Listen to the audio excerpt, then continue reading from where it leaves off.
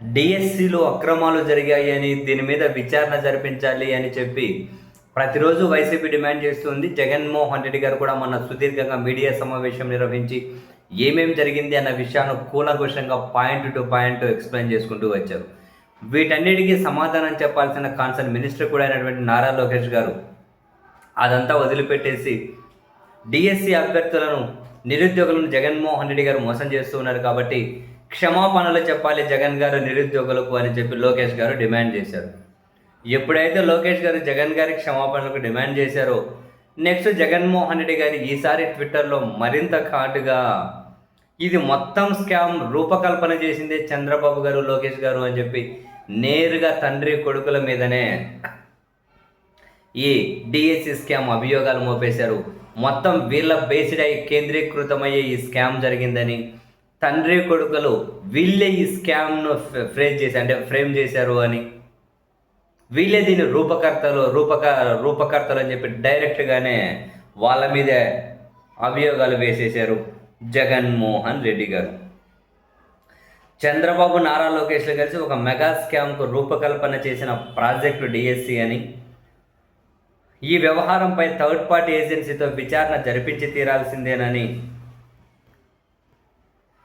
DSC ప్రక్రియలో పారదర్శకతను కాపాడే పాత వ్యవస్థను చంద్రబాబు, లోకేష్లు ధ్వంసం చేశారని, ప్రశ్నాపత్రాల తయారీ, పరీక్ష నిర్వహణ వంటి కీలక బాధ్యతలను వేరువేరు విభాగాల నుంచి తొలగించి ఎస్సీఆర్టీ డైరెక్టర్కు కేంద్రీకరించడం ద్వారా మొత్తం అవినీతి అక్రమాలకు కేంద్ర బిందువుగా వీళ్ళే తయారు చేశారని, అత్యంత గోప్యంగా ఉండాల్సిన ప్రశ్నాపత్రాల తయారీ, అప్లోడ్ పనులను అవుట్సోర్సింగ్ సిబ్బందికి అప్పగించడం తీవ్రమైన లోపమని, ఈ ప్రక్రియలో పాల్గొన్న ఒక అవుట్సోర్సింగ్ ఉద్యోగి అదే పరీక్షలో టాప్ ర్యాంక్ సాధించడం పేపర్ లీకుకు స్పష్టమైన సంకేతమని, ఆ వ్యక్తికి తర్వాత ఉద్యోగం ఇవ్వకపోవడం, అతని వివరాలు మెరిట్ లిస్ట్ నుంచి తొలగించడం వంటి అంశాలు అనుమానాలకు తావిస్తున్నాయని, మరోవైపు ఫలితాల ప్రకటనలో కూడా పారదర్శకత లేకుండా పోయింది అని, కలెక్టర్ కార్యాలయంలో గతంలో మెరిట్ లిస్టులు ప్రదర్శించే వాళ్ళు ఈసారి ఆ పని చేయకుండా ఆన్లైన్లో మాత్రమే ప్రకటించడం వల్ల అభ్యర్థులు తీవ్ర ఇబ్బందులు ఎదుర్కొన్నారని, సర్టిఫికేట్ వెరిఫికేషన్ పూర్తయినప్పటికీ తుది జాబితాలో పేర్లు లేకపోవడం వ్యవస్థ వైఫల్యానికి నిదర్శనమని, పరీక్ష రాయకుండానే నియామకాలు జరిపేలా విధాన పాలసీస్ మార్చి మళ్ళీ వీళ్ళ పని అయిపోయిన తర్వాత పాత పాలసీని తీసుకొని రావడం, ఇదంతా కూడా బ్యాక్డోర్ ఎంట్రీకి దారితీసిన